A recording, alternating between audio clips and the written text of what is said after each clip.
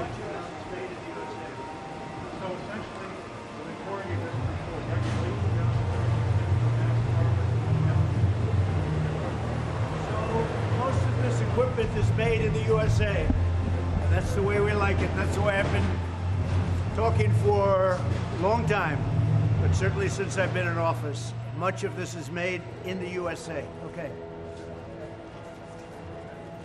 This is the final step of our process, Mr. President. This is where these guys bring the material off the line that you just saw. They'll load it, they'll mix all the pallets.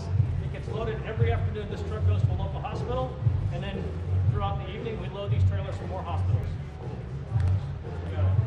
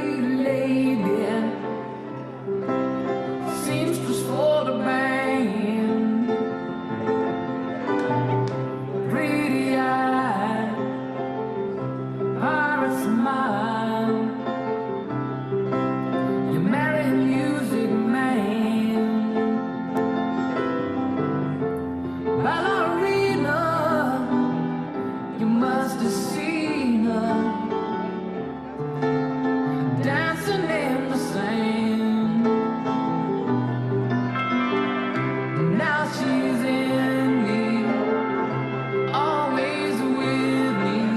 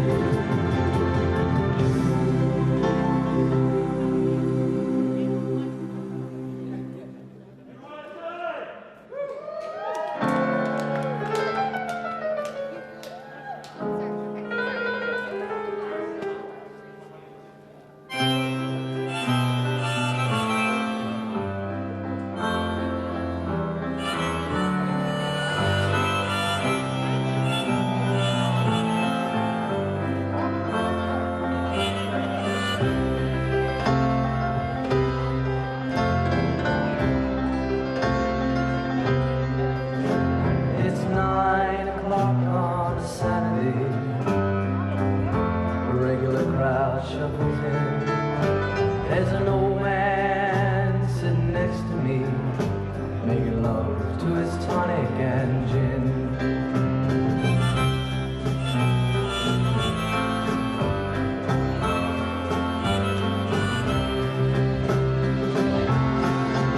He says, son, can you play me a melody?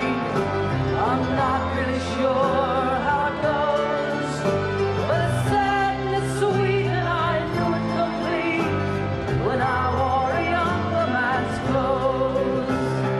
La la la la la la la.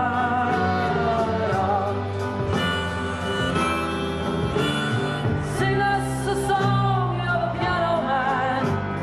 Sing us a song tonight.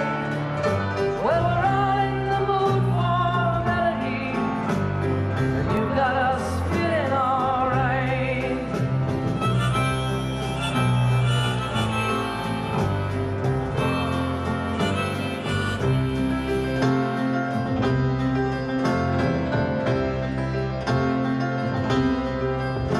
Now John at the bar is a friend of mine. He gets me my drinks for free, and he's quick with a joke or to light up your smoke, but there's some place that he'd rather be. He says, Bill, I believe this is killing me, as the smile ran away from his face. But I'm sure that I could be a movie star if I could get out of this place. Oh, la la la la la la la la.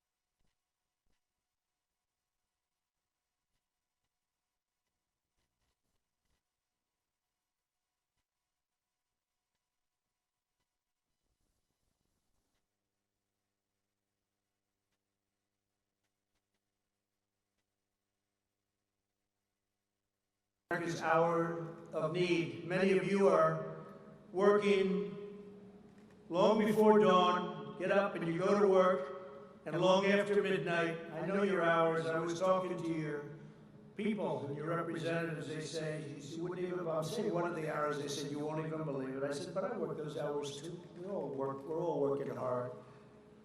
You're driving forklifts, staging pallets, packing, picking, loading, and shipping all sorts of things all over these primarily 3 states. Since February, you have deployed an amazing 1.75 million N95 respirators, and you make them now yourselves. 3.4 million gowns, 80 million gloves, and much more. And on behalf of our nation, I want to thank you because you're making America proud. We really do. We thank you very much. Thank you all. Thank you.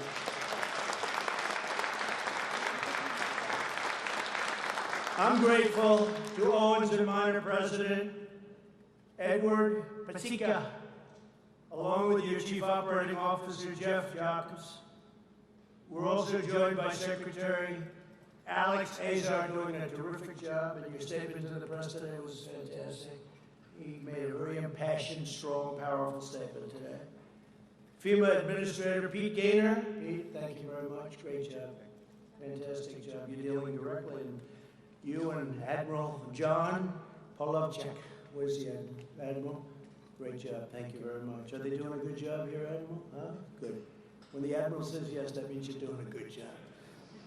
And the CEO of the U.S. International Development Finance Corporation, Adam Bowler. Thank you, Adam. Fantastic. Every incredible worker here today is part of the greatest mobilization of American society since World War II. You know that, right? We've done things with generators and ventilators and so many different things. We're making products that nobody ever thought would ever need in any mass form. Ventilators is the biggest thing. We made plenty of ventilators, which was very little in the country because most hospitals didn't need very many. And all of a sudden they said, we need hundreds of thousands of ventilators. We need kinds of numbers that you wouldn't believe. And we were mobilized, and with Adam and with the Admiral and with all of these people, and Jared, somewhere Jared is here. What they did is incredible. We brought geniuses in from Silicon Valley.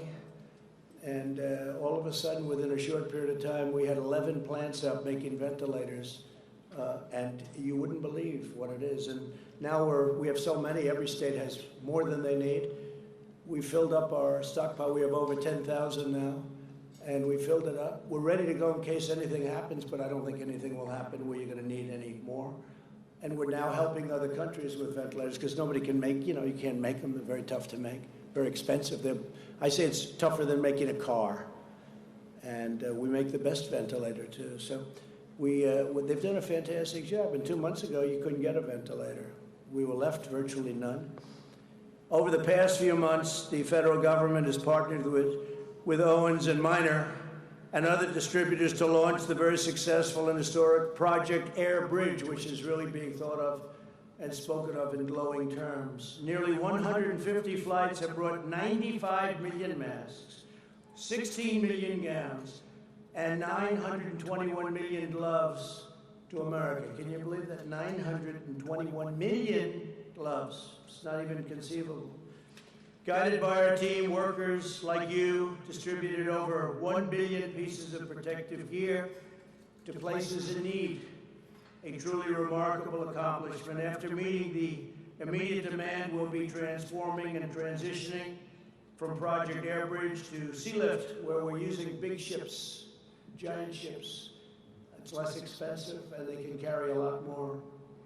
And we don't need the speed anymore because we're very stocked up. Now, as our country begins a safe and gradual reopening, we're launching a monumental effort to replenish and rebuild the strategic national stockpile. And we also did that, by the way, with fuel. When oil went down, we replenished our strategic national reserve. And we got it for a great price. We didn't believe what went on with fuel. But now it's starting to go back, and we're saving our energy industry. Because people didn't need too much gasoline when there were no cars on the road. And I said to the governors, I said, you know, there are no cars on the road. This is a good time to fix your highways. Fix your highways now. Some did, and some didn't, right? They didn't. They were worried that two people working 35 feet away from each other or driving a tractor or whatever they might be doing, they'll catch the virus. But the ones that did were really helped because you went from being these massive traffic jams to having no traffic. And I can tell you, Florida was a state. Great governor. And Ron he told me, he said, I'm doing it. I said, that's a good thing. Not everybody did. Ron DeSantis, governor of Florida. But some did, and they've saved tremendous amounts of money. And in rush hour, they're building, and they hardly had to close a lane. So, you know, there are a lot of good things you can do, but some people decided not to do that. Under the previous administration, the stockpile was depleted and never fully refilled. Most of the N95 masks were distributed during the N1H1. Now, you know who says that, right? N1H1. Who says that? Sleepy Joe Biden. Remember? He said the N1H1. I said, isn't it the other way around? They said, yes, sir. But he said it, so it doesn't make any difference. But during the H1N1, and that's the swine flu, and it was a pandemic in 2009 that was not well handled at all, got very poor marks. Never again will another president inherit empty shelves or expired products, at least, hopefully in 5 years you're talking about. Maybe 9 years, maybe 13 years. But you'll never have to deal with empty shelves, and you'll never have to deal with the depleted military. The military that we took over was depleted and in horrible shape. We've now spent $1.5 trillion rebuilding our military. We have the strongest military we've ever had, by far. And this is a good time to have it, too. And all of the product was built in the USA. But I'm determined that America will be fully prepared for any of the future outbreaks, of which we hope there's going to be none. Who would have thought? 1917, it could have been up to 100 million people were killed. That was the Spanish flu. 1917, who would have thought this was going to happen? That's over 100 years ago. Our effort begins by dramatically increasing our reserves. Instead of 1 to 3 weeks worth of supplies, which we had less than that, the U.S. government will now stockpile 3 whole months, much of it made in the USA. My administration has already awarded contracts for approximately 200,000 ventilators, which we're building ourselves. And now that we're restocking, all of those great things are happening with ventilators. My administration has also ordered 800 million N95 respirators and face masks. Face masks also we're making here. Last week I was at Honeywell, great company, high-tech company, and they're making masks. And they're making face masks. They're making a lot of different things that 3 months ago they never even thought about. They've geared up. It's incredible what some of the companies have been able to do. You've seen that, what Honeywell has done, an incredible job they've done. But many of them are manufactured by Owens and Minor. Many of the things that we're doing and delivering happily to places that were not able to get it, done by Owens and Minor. Thanks to a major investment in Del Rio, Texas, your company plans to produce an astounding 20 million N95 masks per month. That's more than you do here. I don't know. You're going to take that? I don't think so. That won't last long, right? But think of that, 20 million N95 masks per month, and that's going to be very shortly. Next, my administration is taking action to modernize the stockpiles during this crisis. Admiral Polovchek and his team built a cutting-edge system that allows the federal government to integrate seamlessly with our nation's largest distributors to procure, produce, and deliver astonishing quantities of supplies where they're needed the most. We have an incredible system. Hope we're not going to need it, but it's there, right? Well, it's there. It's there like nobody would even believe. And the press doesn't ever talk about it. They don't want to talk about it. They are right there. They don't want to talk about it. They are a disaster. But that's okay. The people understand, and that's all that really matters when you get right down to it. Going forward, we'll build on the system to create a stockpile that is not only the best resourced in the world, but also evolves to meet all of the new threats that can happen, things that you're not even thinking about right now. We'll continue to partner with American industry and distributors like you to help manage and rotate our vastly expanded inventory. The final step in rebuilding the stockpile is to bring critical manufacturing permanently back to America. Wouldn't that be nice, right? We're doing it, and we've been doing it. My goal is to produce everything America needs for ourselves and then export to the world, and that includes medicines. It's very important. Too reliant on other countries. And I've been saying that for a long time, long before I became elected president, right? He knows, he's been hearing it. To this end, earlier today, I signed an executive order, just signed it, invoking the Defense Production Act to grant new authority to the U.S. International Development Finance Corporation. Just a little while on the plane. This federal agency normally invests in economic development projects in other countries. I said, how about investing in our country? We invest in other countries. Globalists, you know what a globalist is? They want the globe to do well, but they don't care about us. Now, we want everybody to do well, but we have to take care of America first. It's got to be America first. And you know what? Other countries say their country first. Why wouldn't they do that? But we didn't do that. We had a bunch of globalists.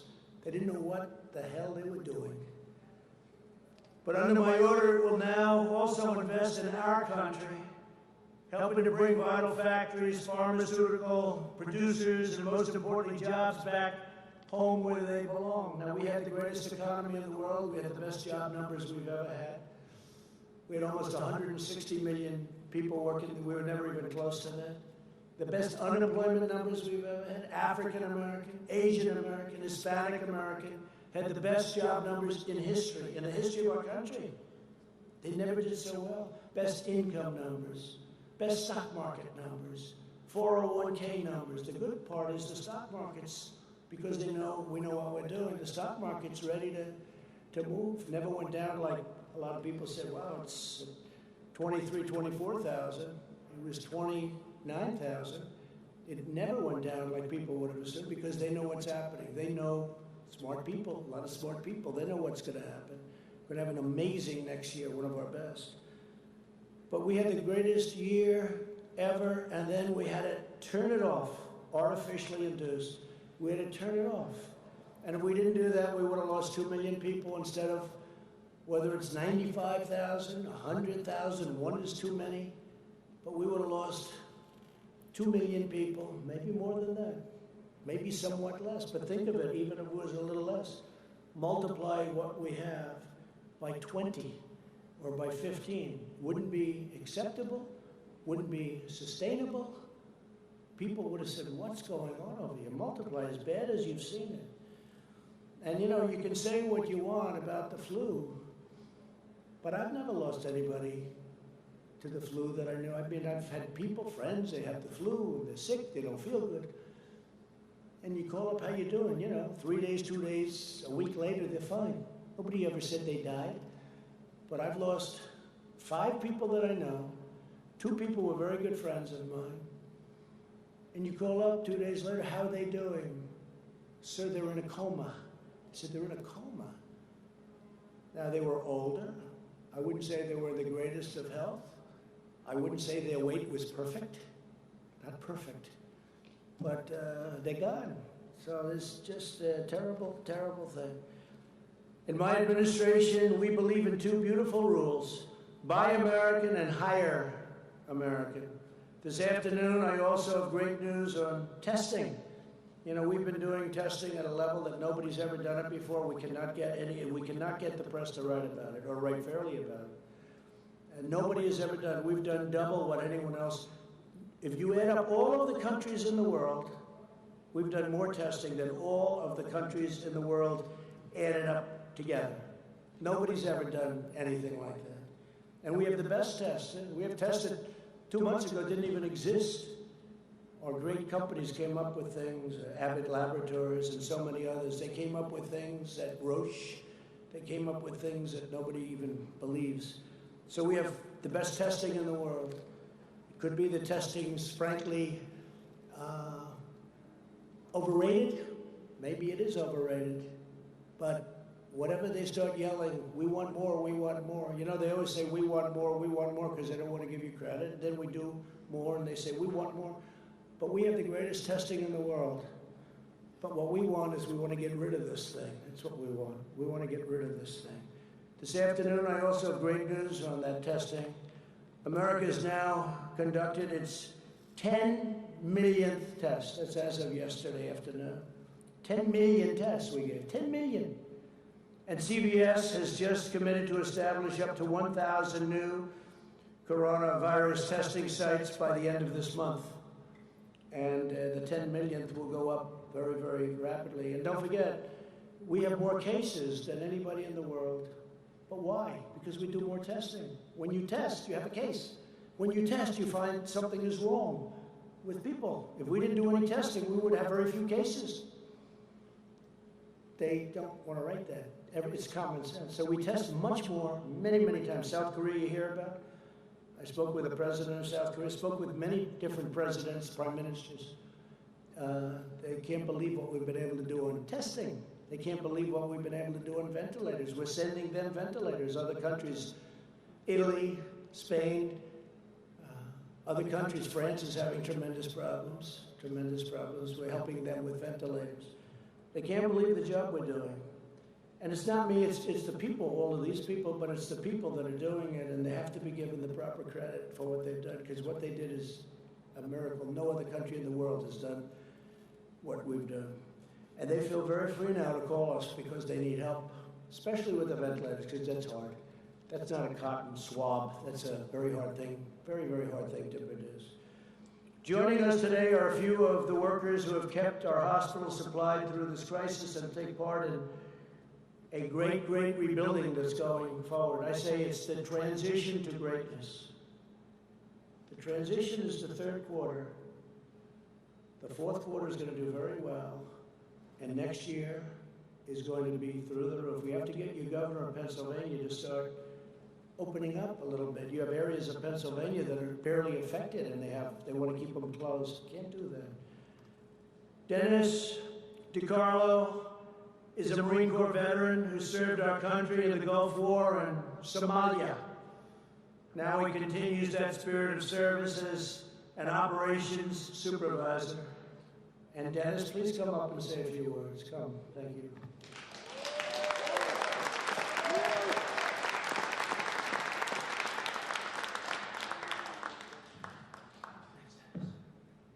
Thank you, Mr. President. I want to first start by saying thank you to all my teammates out there. We've had a lot of blood, sweat, and tears, and I want to say thank you to you guys. You guys are wonderful. I know we're in a crisis situation with our country, and people have asked me how it's changed. For us, it's almost with little modifications. It's day-to-day business for us as dealing with the medical supplies. But I feel the one emphasis is on the seriousness. And whenever you're dealing with the medical field, it's a serious thing, but it's exponentially grown with what we're dealing with now. And if we make a mistake, it's amplified. So, yeah. I think you've done fantastic. They all like it. Do you like him? Hey, Dennis, thank you. Good job. Good man. Give him a hand. Come on. I can see they like you, Dennis. They were told to be very low-key when you walked up. They said, we don't care. We're clapping for Dennis. Thank you. I saw what went on there. Eric Yost is a distribution teammate who's now in his 26th year with Owens & Minor. And he says he has never been prouder of your work right here in Allentown. We love Allentown. I love Allentown. Eric, please come on.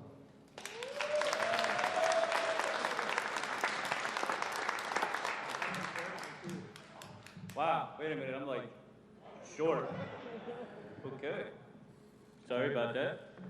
Yes, I want to thank you also.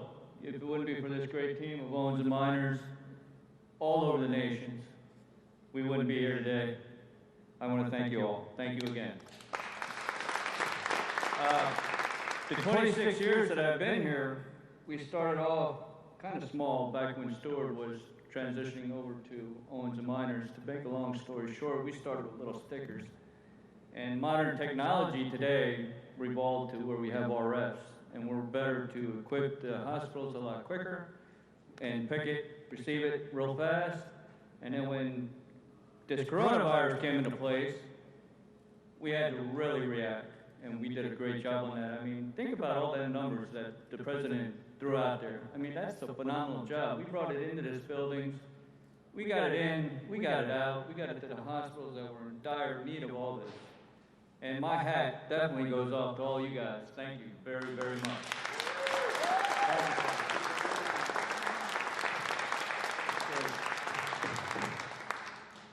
Thank you very much. Carol Tim is a safety and training coordinator who has taken on extra duties during the emergency. Carol, please come on. Thank you, Carol.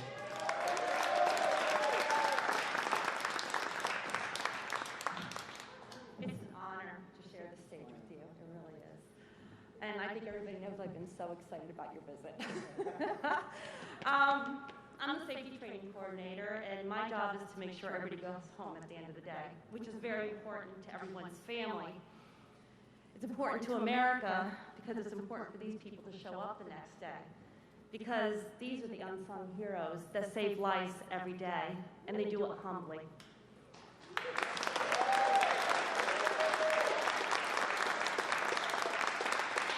Mr. President, I wish you could have been here when we get the order to start transporting the masks and the gowns and everything that needs to go out to these hospitals. When that order came in, teammates from all different shifts just stopped without hesitation, and they flowed like magic in this facility. It was amazing to be able to see that, and they did phenomenal.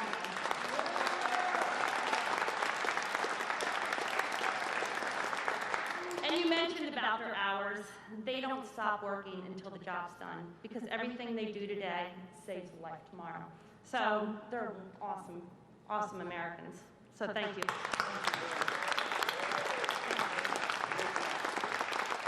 Thank you, Carol. Great job.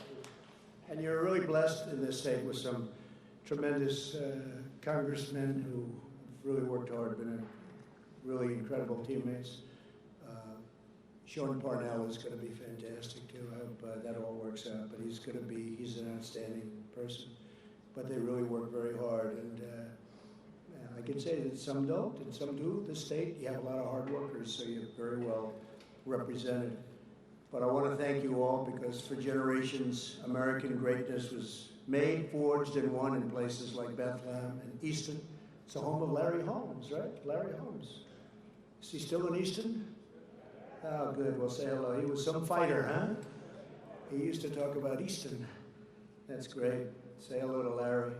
And Allentown, your ancestors in this region are the patriots who mined the coal, loaded the rail cars, and poured the steel that built our biggest cities and raised our tallest towers. I built some of them. This is the place, is where it starts. In the 20th century, Pennsylvania workers helped put America on top of the world. Now we're reclaiming our heritage as a nation of manufacturers. You saw how good those numbers were, going up, up, up. We're going to have an interruption, but you watch what happens starting in the fourth quarter, probably starting in the third quarter a little bit, transition quarter. We're going to be bigger and better than ever. Learned a lot. We've also learned not to rely on others so much. Let's do it ourselves, let's build it ourselves, let's make it ourselves. But you're going to be a nation of manufacturers, and Pennsylvania workers will once again, you're going to lead the way. With your help, we will vanquish the virus. We're going to vanquish the plague. I call it the plague, because that's what it is. We'll get our nation back to work, and we will build our glorious future with American hands and American grit and American pride. You have heart. I want to thank you to everyone at Owens and Minor. I want to thank you for this great area of the world. As I told you, I think of Fred, my brother Fred. God bless you and God bless America. Thank you very much. Thank you. Thank you.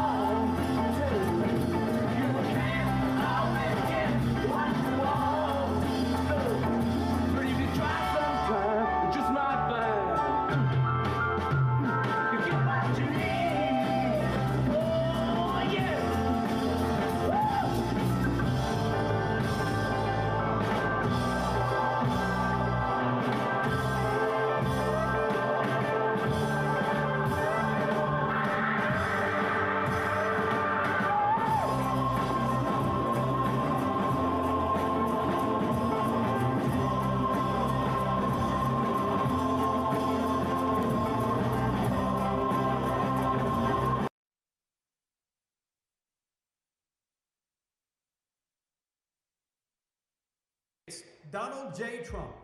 And I'm proud to be an American, where at least I know I'm free.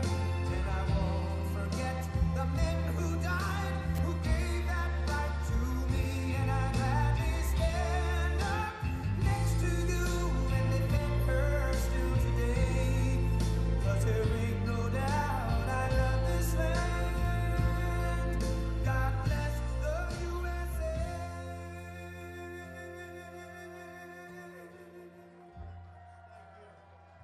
Thank you. All that social distancing. Look at you people all spread out 6 feet. That's pretty impressive.